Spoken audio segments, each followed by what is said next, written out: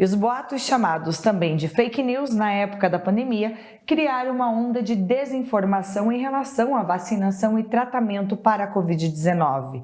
Hoje, vemos este fenômeno acontecendo novamente, mas com a educação. Boatos têm transformado as escolas em ambiente de medo e insegurança.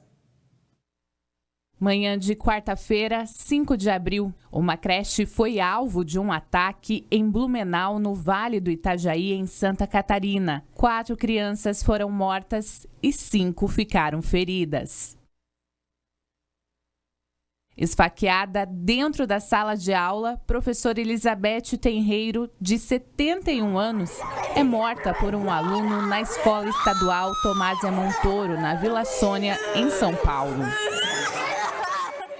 Estes recentes casos, ainda tão vívidos em nossa memória, assombra a população brasileira para uma realidade que já estava ali, porém ignorada, de que a educação, seja ela ainda na sua forma mais inocente, está sob ataque. O ataque da desvalorização.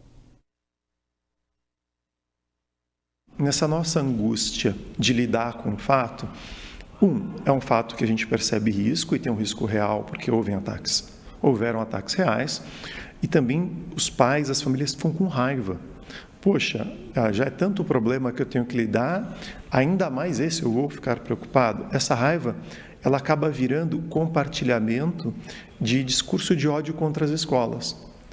Mas também a escola deixa a desejar nisso, a escola deixa a desejar naquilo, mas também a escola... A gente começa a ter um discurso de ódio, sem perceber, atacando o que a gente chama de culpabilizar a vítima. Então, muitas vezes a gente vê alguma coisa acontecer para uma pessoa e a gente pensa, mas essa pessoa, a gente culpabiliza a vítima. E a gente tem visto muito discurso culpabilizando a escola pelos ataques à escola. Então, a gente tem que tomar muito cuidado para, quando compartilhar as informações, ter o grande foco, que é como tornar mais seguro, como fazer um ambiente melhor e não descarregar uma raiva no sistema educacional, no sistema escolar.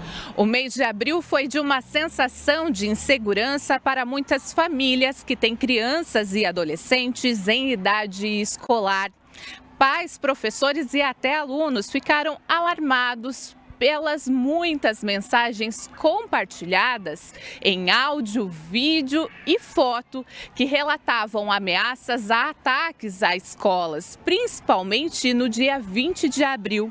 E a consequência desses boatos aqui em Pato Branco e em diversos municípios do Brasil foi a evasão escolar. Além de todas as nossas demandas, agora a gente teve a questão da evasão de algumas crianças que não quiseram retornar para a escola porque as famílias acharam melhor que eles permanecessem em casa por alguns dias antes das primeiras decisões com relação a como a gente tomaria os cuidados necessários para aumentar a segurança na escola. Então foi uma das questões que se apresentaram.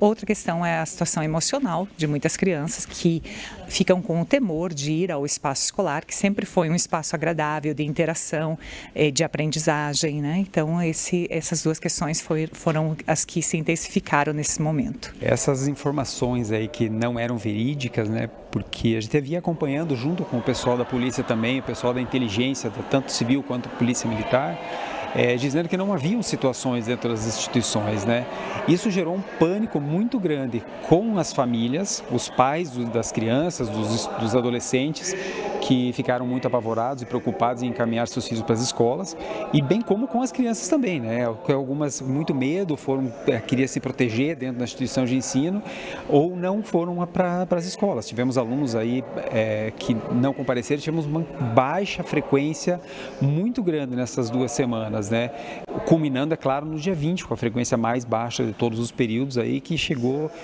perto de 50%, 55% da rede pública estadual, de frequência dos alunos. Com medo, muitos usuários espalham os boatos com a intenção de alertar amigos, colegas e parentes. Algo que tanto pesquisadores dedicados ao tema quanto a polícia indicam que não deve ser feito. A partir do momento que a gente tem, sim, casos complicados de ataque em escola, eu passo a ter medo e eu fico predisposto a informações falsas. Então a gente fala, mesmo que o medo seja real, a pandemia, um ataque à escola que realmente aconteceu, um ataque à creche que realmente aconteceu, você não pode dar vazão a notícias sem conferi-las antes. E você não pode amplificar o medo com questões extra. Eu senti a lua em tal estação, então acho que vai ter um atentado, porque isso gera o corre-corre, e aquilo que eu comentei, muitas vezes o corre-corre num show gera muito mais feridos do que uma quase briga entre duas pessoas que gerou o corre-corre. Mestre em Psicologia Social, o professor Sérgio comenta a principal motivação das pessoas que criam esses boatos na internet. A gente teve esse fenômeno muito forte em alguns momentos, a pandemia, isso já começou a ser estudado e isso aparece novamente agora. Se eu, por exemplo, quero criar um canal de vídeos numa rede social, ou tenho o meu perfil em rede social e eu quero ganhar seguidores, eu sei que o medo é algo muito forte. Mais do que era antes, a gente falava a hipersexualização das pessoas em redes sociais para ganhar seguidores. Hoje em dia eu tenho uma informação, eu tenho uma fonte, eu tenho um contato, onde a pessoa fica criando ali teoria da conspiração e as pessoas vão ficando ligadas a ele como se ele tivesse um contato especial. Então a gente sabe que a busca por notoriedade, a busca por fama, tem um atalho, que é trabalhar com teoria da conspiração. Então, esse é um ponto. Para o especialista, espalhar boatos sobre ameaças de ataques que não são reais pode ter o efeito indesejado de incentivar uma agressão verdadeira, seja ela de caráter físico ou como tem acontecido de ataques ideológicos da desvalorização do que a escola significa na formação do indivíduo. Porque a escola, ela faz a escolarização. Ela introduz a criança nos conhecimentos da sociedade e, para além disso, ela coloca a criança num grupo para além da família dela. Então, a família, socialização primária, a secundária primeira que a gente tem é a escola, onde tem crianças de várias famílias, várias religiões, vários times de futebol, várias culturas diferentes. Então, a escola ela é fundamental, não só pelo conhecimento, mas pelo contato com o outro. Quando eu tenho esse medo do ambiente educacional, eu aumento o número de famílias que pensam, é melhor eu segurar em casa, ensinar em casa, só que isso tem uma consequência muito grande, que é eu deixo de ter sociabilidade, eu deixo de conhecer outras famílias, outras culturas. Então, quem não é da minha religião, eu vou ter medo dessa pessoa, quem não é do meu país, quem não é do meu time de futebol.